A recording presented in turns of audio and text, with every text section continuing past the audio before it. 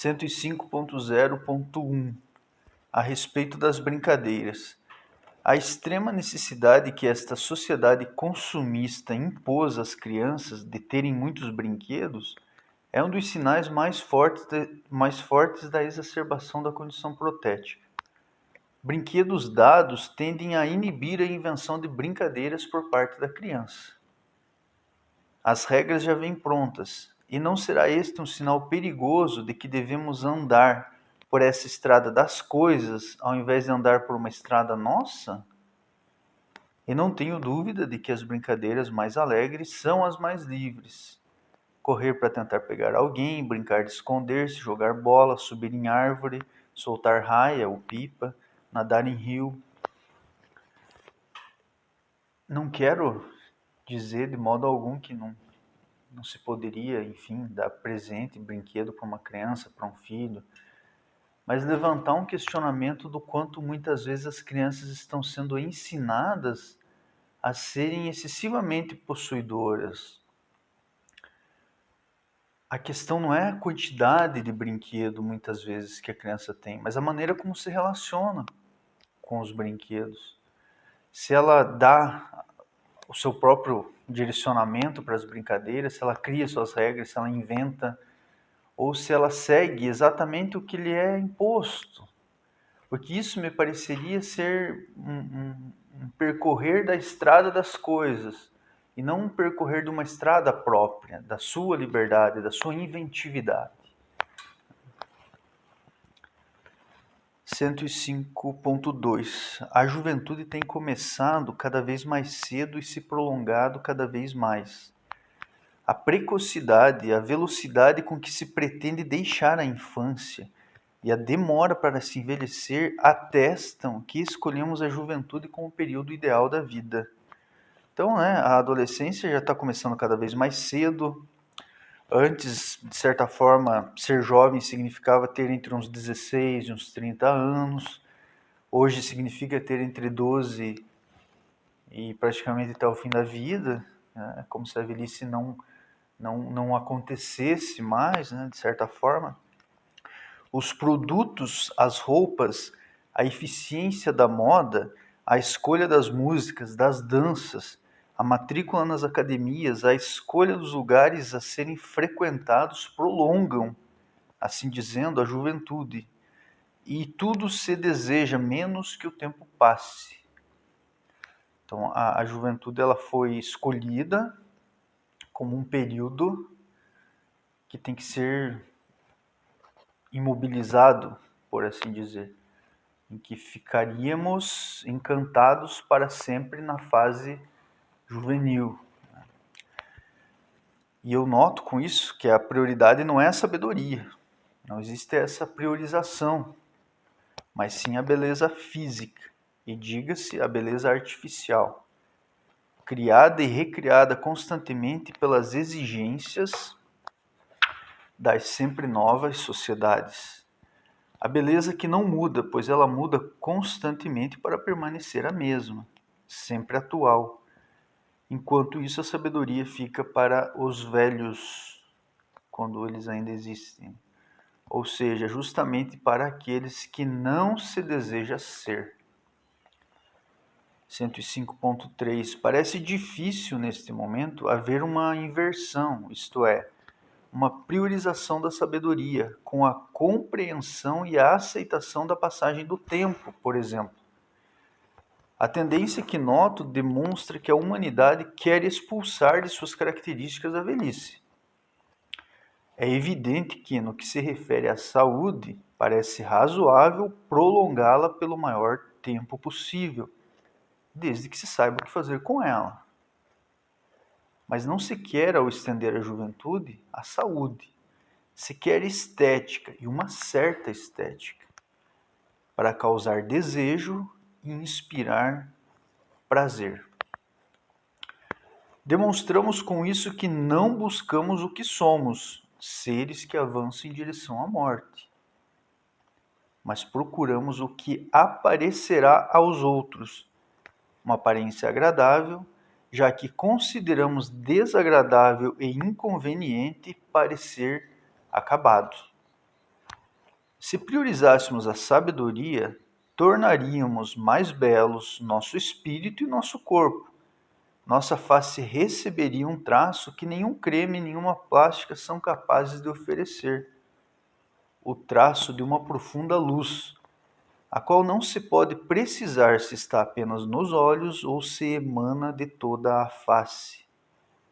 Mas priorizamos a aparência, essa suposta beleza, tendo em vista que é artificial e repetitiva. E assim o que mostramos é uma casca, a qual, por mais que permaneça por algum tempo, um dia irá se deteriorar. E não haverá por trás dela nenhuma luz para manter-nos felizes e contentes conosco mesmos, mas uma densa escuridão. Então sofreremos com nossa imagem verdadeira, e provavelmente tal sofrimento nos inclinará, de modo lento, para as luzes da sabedoria. Mas aí também pensaremos muitas coisas, entre elas, quiçá, como passou o tempo, parece que é tarde demais. 105.4. Se buscarmos a sabedoria na juventude por opção, sem a pressão da dor, estenderemos mais nossa juventude, no sentido de que nos tornaremos fortes por mais tempo. É nesse sentido. E não nos faltará por isso beleza. Logo, buscando a sabedoria, ganhamos em dobro. E buscando a beleza artificial e externa, perdemos duas vezes. Primeiramente, por não nos tornarmos sábios antes, e depois por perdermos com a ação mais incisiva do tempo aquilo que nos valeu mais, a figura, a máscara, a aparência. E está claro, escolhemos perder duas vezes. 105.5. Há um traço no olhar de quem buscou e ainda busca a sabedoria e que não se refere a um vulgar acúmulo de conhecimento, nem se refere a uma mera altivez facilmente aprendida por meio do poder fascinante das posses. Trata-se de um traço revelador de força, capaz de constranger alguém mais fraco, bem como capaz de encarar alguém aparentemente mais forte. Então, essas reflexões a respeito da juventude, mas principalmente a respeito da sabedoria, porque a sabedoria, ela me parece protelada sempre que algo parece ou pareça um pouco profundo no nosso tempo, ou seja, que tem uma certa exigência de mergulho, isso já parece ser desdenhado, desprezado. É como se só pudéssemos, é como se fosse um impositivo, um dever que vivêssemos apenas na superfície. E já que vivemos apenas na superfície, temos que escolher como será essa superfície. E escolhemos, portanto, a juventude como um período ideal, um período que tem que começar antes, então acaba antes com a infância, acelera o crescimento das crianças, né? Toda essa questão da precocidade, e prolonga a juventude, tá? Ou adolescência, tanto faz. Prolonga para os 50 e 60, de modo que as escolhas, desde a escolha da música, a escolha dos lugares a serem frequentados, elas já atestam, essas escolhas atestam que se quer sempre estar num lugar onde possa se mostrar a aparência e onde se possa ver aparências. É uma troca. Eu me mostro bonito e agradável e vejo pessoas bonitas e agradáveis. Essa é uma escolha, não é um processo natural, digamos, em que chegamos num momento em que a juventude foi, enfim, determinada pela natureza que tem que ficar. Não. Nós temos aí muitas culturas em que a velhice é muito importante. Em que o ancião, ele é ouvido, ele é uma autoridade. Hoje, não hoje apenas, mas num certo tempo, nós vemos uma pressão muito grande para que o velho seja calado, principalmente se ele vier falando coisas de sabedoria. Veja que interessante. Nada pode subir, ou seja, nada pode vir da nossa profundeza e falar a respeito de quem somos, a respeito da nossa essência. Isso se cala. Tudo que em nós houver de velho deve ser calado. Então vem uma dor e essa dor me faz pensar. Mas aí essa dor eu combato imediatamente e depois volto a viver como vivia antes da dor. Não extraio uma experiência dessa dor de um crescimento interior para pensar, bem, quem sou de fato? Sou um ser transitório, perecível, finito, ou ajo como se fosse eterno. E essa busca pela juventude é uma busca por uma espécie de eternidade. Uma eternidade de gozo, de prazer, não de confronto com as nossas verdades. Porque supostamente nossas verdades, como a verdade da passagem, a verdade da finitude, seriam desagradáveis. E nós vivemos num tempo em que nada pode ser desagradável. Em vez de aprendermos a envelhecer, lutamos obstinadamente, obsessivamente contra qualquer possibilidade de envelhecimento.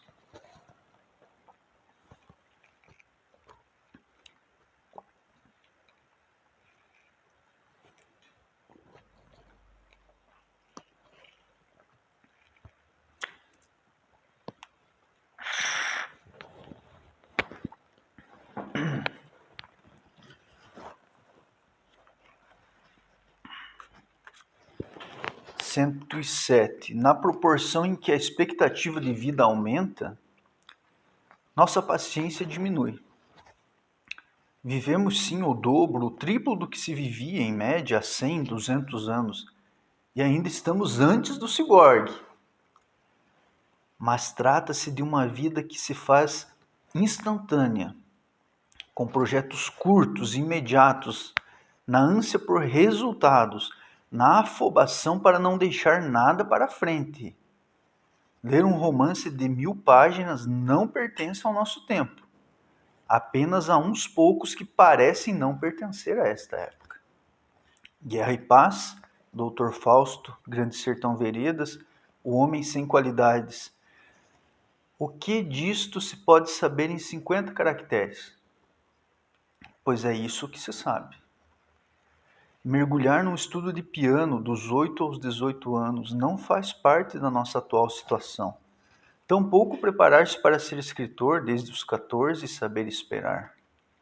A questão é, uma luta por uma vida longa foi também uma luta por projetos breves? A insânia por se viver mais era uma insânia por se viver pouco? Dezenas de anos a mais e vazios. Dias e meses sobrepostos em uma academia, fazendo exercícios para o corpo durar mais, enquanto a mente definha. Neste tempo imediato de pressa, de desejos sobrepostos, o que nos falta é o espírito de apenas preparar terreno, de virar a terra sem aflição. É claro que hoje se conhece mais, muito mais do que quando se vivia menos, mas o que se conhece vale menos, ou já nada mais vale. Quem fez cirurgia, quem casou com quem se separou, quando inicia a nova telenovela, o novo programa de humor, o que disse tal apresentador, a polêmica de tal atriz, o nascimento de um bebê real, a nova loja que vai abrir, sim, conhecemos mais. E a pergunta é, foi para isto que alongamos a vida? E ainda, é para isto que queremos ser imortais? É para isto que desejamos uma vida eterna? Nestes tempos alongados e breves, em que todos conhecem de tudo, é grande mérito desconhecer. é de se perguntar realmente, nessa busca que parece, sim, legítima, de prolongar a vida, mas é de se perguntar para quê? O que vai caber em vidas mais longas? Vida de 100 anos em que você vai ter um corpo como se tivesse 20. Tá, para quê? Porque vai viver melhor, porque viver melhor é aproveitar mais, e aproveitar mais é ir a mais festas, é ir mais à praia. É isso. Percebe que isso é tão imediatista, tão superficial, não nos torna maiores, não nos coloca diante do mundo, da grandeza do mundo, nos coloca diante de pequeníssimos projetos, coisas insignificantes, e como se isso fosse o ápice da vida. Então o ápice da vida é se você puder fazer um churrasco todo dia. Se você tiver uma festa todo dia para você ir. Se em nenhum momento você estiver frustrado, decepcionado. Essas são as metas. Vamos estender a vida, e se pudermos ser imortais, melhor ainda, porque aí vai caber uma infinidade de coisas imediatas. Então, esse é o motivador. Viver intensamente o agora, me parece, uma interpretação do que seria viver de fato o presente. Porque no presente está uma concepção maior de vida. Quando aprendemos a nos tornar presentes, aprendemos a desenvolver um olhar para o passado e para o futuro. Não significa isolá-los, significa reaprender a enxergá-los. Então essa é uma coisa que me questiono muito. Vidas longas, muito mais longas, mas bastante encurtadas. 107.3 Ao povo não bastam suas próprias farsas, precisa ainda de telenovelas. 107.4 As telenovelas desinventam a vida. 109 Vivemos em um tempo triste, justamente porque abolimos a grande tristeza. Ela não é permitida, só se pode, deve ser feliz. E alegria estúpida é uma norma. Muitos produtos não satisfazem necessidades, eles geram alegria. E quando damos permissão à tristeza, é em forma caricaturesca. A mídia nos mostra o mal, a miséria, o outro sofredor, mas é só. Ela quer nossa lágrima porque nos sabe fracos, incapazes de sentir uma tristeza superior, uma tristeza que não se deve a algo, mas que nos move para algo. Não a tristeza por nos ser mostrada a miséria, mas a tristeza que nos leva até a miséria, a combatê-la, a pensá-la em seus fundamentos, a avaliar suas causas e efeitos. Nosso tempo é triste porque não somos tristes. Eis um dos paradoxos da nossa época. É um dever sorrir sempre, estar bem sempre. E essa alegria infinita, esse júbilo imbecil que nos cega, nos ensurdece, não há nada que seja mais infeliz. É de se pensar que a alta incidência de depressão no nosso mundo, no nosso tempo, pode ter a ver com a falta de aprendermos a ser tristes. O que é a tristeza? O que é se permitir a tristeza? Claro que aqui caberia mencionar vários estudos, enfim, mas eu quero falar de um modo bem sucinto, bem resumido. Não é uma apologia de uma vida triste, não é uma apologia, seja triste, não. Mas no momento em que você abole a tristeza da tua vida, justamente aquilo que te faz olhar para a tua interioridade, você força os teus olhos a olhar apenas para fora. Qualquer desconforto você vai tentar eliminar com coisas que estejam fora. Então, se eu estou com um sentimento desagradável, uma angústia, eu vou buscar repará-lo comprando alguma coisa, vivendo uma experiência. Hoje eu não estou bem, nossa, eu estou angustiado e, sabe, eu preciso sair e ficar no meio de muita gente. Quando muitas vezes pode ser que aquela angústia era justamente um convite para que ficasse consigo mesmo, para entender, escutar aquela angústia. O que ela está dizendo? Olha, você é isso, você é aquilo. A angústia nos revela, mas a pessoa não quer ser revelada.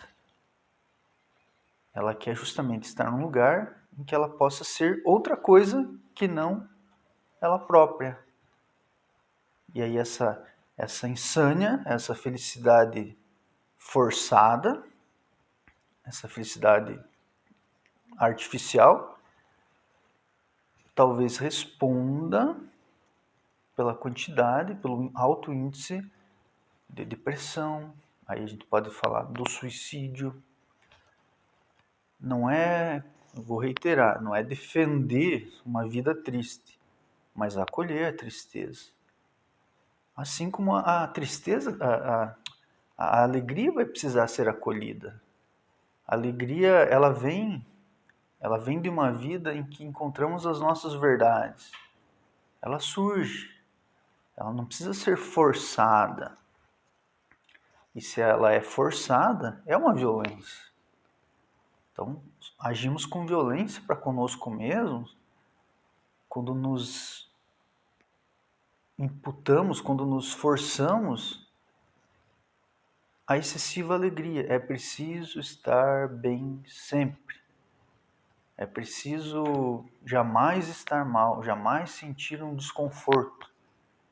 Quando muitas vezes esse desconforto vai abrir outros caminhos dentro de nós e vai nos fazer ver aspectos do nosso ser que passam despercebidos quando estamos felizes o tempo todo.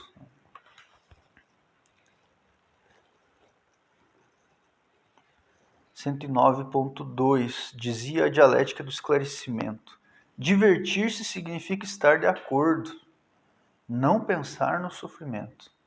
E lembramos também de Pascal: foi por não resolver os grandes problemas que os homens inventaram a diversão. Deixa eu ver o que mais que tem, se eu paro por aqui. Eu vou ler essa continuação para encerrar. 114.7. Nosso destino não é algo externo, por exemplo, encontrar alguém num lugar, trabalhar neste ou naquele emprego. O destino é algo que se leva dentro, não é quem encontramos meramente, mas aquilo que faz com que encontremos a nós mesmos no espaço diário. Destino é o que se leva, não um lugar onde se possa estar. O destino é o amor que parece perdido, que parece impossível, mas que configura nosso modo de olhar o mundo. Sim, há situações impossibilitadas, chances perdidas, mas elas seguem conosco. É impossível despedir-se do que é fado. E como dói a sentença de Heathcliff em O Morro dos Ventos Uivantes de Emily Brontë.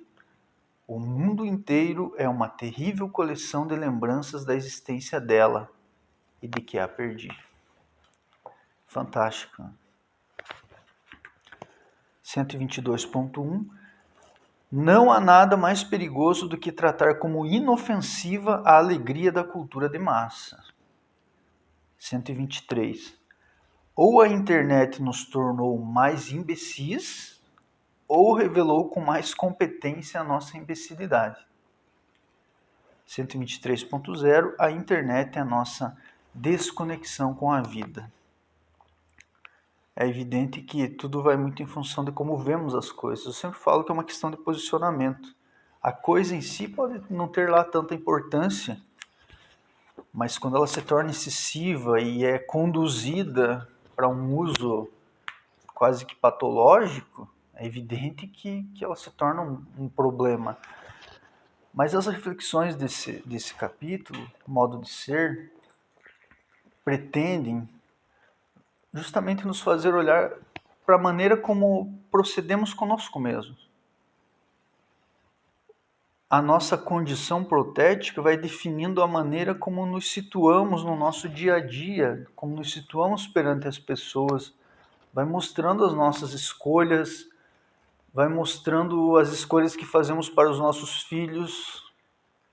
E de repente a gente se vê numa vida que está tão deserta porque está cheia de coisas. Ela está deserta porque está cheia de alegria o tempo todo.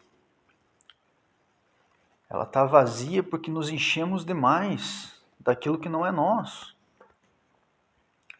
Então, a reflexão a respeito da nossa condição protética, ela implica em tudo isso. Ela não é uma prescrição de vida. Ela, me parece, é uma convocação de vida.